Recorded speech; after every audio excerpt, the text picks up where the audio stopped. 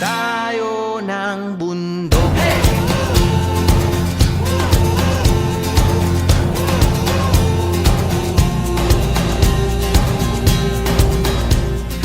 Hello guys, welcome again to another vlog. This will be our second day in Bohol. Kung gusto nyo manood ng first day namin dito sa Bohol, please check my page na lang for today's vlog and our second day here in Bohol. Pupuntahan natin ang Alicia Panoramic Park. Madaling araw ang target namin sa pag-akyat ng bundok. Maganda kasi kapag wala pa ang araw. As you can see, umaaraw na. Sa Panglao kasi kami nagstay. Medyo malayo dito. Ang hirap pala magtagalog. Bisiyain na lang natin. Mga alas 9 namin naabot. Namayad na lang mi sa environmental fee. Og nagpaluto na lang sad mi og barbecue aron sa among breakfast. Mas nindot na iso datong tiyan guys aron kusganta og iwas na sad sa kuyaps. Medyo sakit na ang init pag abot na mo ari guys. May gani na sila payo nga pwede ra ipagamit. So, daghan ng istorya. Let's skip to the good part na lang tabi. So, mauna to guys. Pag umana magkaon, hinahinay na may kamang padung taas. Grabe sa danang kamang. Uy, dugaya na ito maabot anagod. Mao din nga bukid among sakon guys. Alicia Panoramic Park. Mga 400 above sea level din guys. Gi-measure ni na o ganina. Di lagi magbuot.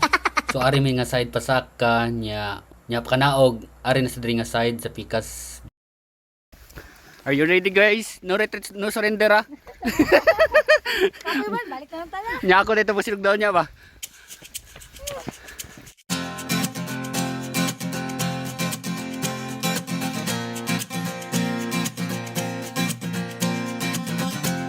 Tumakas na tayo, takasan na natin ang mundo. Habang paakyat na kami sa bundok, meron kami natagpo ang bumabalik dahil nga medyo mainit na, nakakapagod, nakalula dahil sa taas nitong Alicia. Dito guys, ang tahimik na ng mga kasama ko. Kaya nagpapatawa na naman ako. Hala, balik kita kaya ako nag-recording.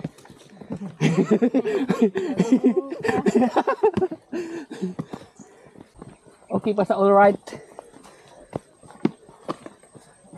Si Kim, Jake, naguna pa sa first.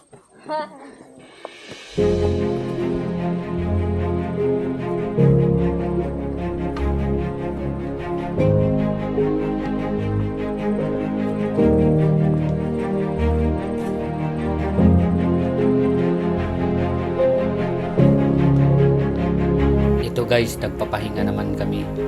Pabalik-balik lang, lakad, pahinga, lakad, pahinga, lakad, pahinga. While nagpahinga kami dito, at ako naman ay paikot-ikot ng video kasi ang ganda ng tanawin. Hindi ko nga alam bakit nagpaikot-ikot ako dito, 360 naman dinadala kong kamera. At patuloy din kami sa aming pag-akyat hanggang sa nangyari ito. Sounds! Bigla akong nahilo. Naging blurry yung paningin ko. Hindi ko nga alam kung bakit. Actually, this wasn't my first time na umakyat ng bundok. Ang alam ko lang, kulang ako ng tulog. Uso pa ba yung tulog? Ito na kaya ang sinasabi nila na gusto mo ng nature pero yung nature ang ayaw sa'yo. Are you ready guys? No retreat, no surrender ah. Okay man, balik na lang tayo. Nya ako dito po silog daw niya ba? Nya ako dito po silog daw niya ba? Nagatawanan ako. So guys, welcome to the owner of this ceremony. Feel. So how's your experience? Wakabot guys, salipong na. Wakatog. Malagay Take ko over na sa vlog. Nanay mo backup. Ako ang mabalin sa vlog by. Kay ni-give up. So among biyanan ang tagiya. Tagiya, say bye-bye. Bye-bye. Bye-bye. Let's go. Habang nagpatuloy ang mga kasamahan ko sa pag-akyat, kami naman ay nagpapalipad ng drone. At dito nalaman ko, hindi pala kami nakahati sa trail na to.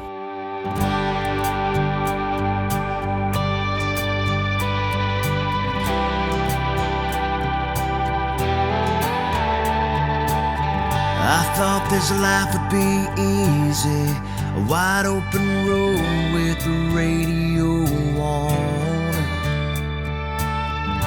a full tank of gas, the windows rolled down, singing my favorite song, with a summer breeze rolling through my hair, not a care in the world, and a clear blue sky. Out here having fun, soaking up the sun, speeding toward a happy and carefree life. But sometimes you come to a fork in the road. Sometimes you stop, don't know which way to go, but you gotta keep on driving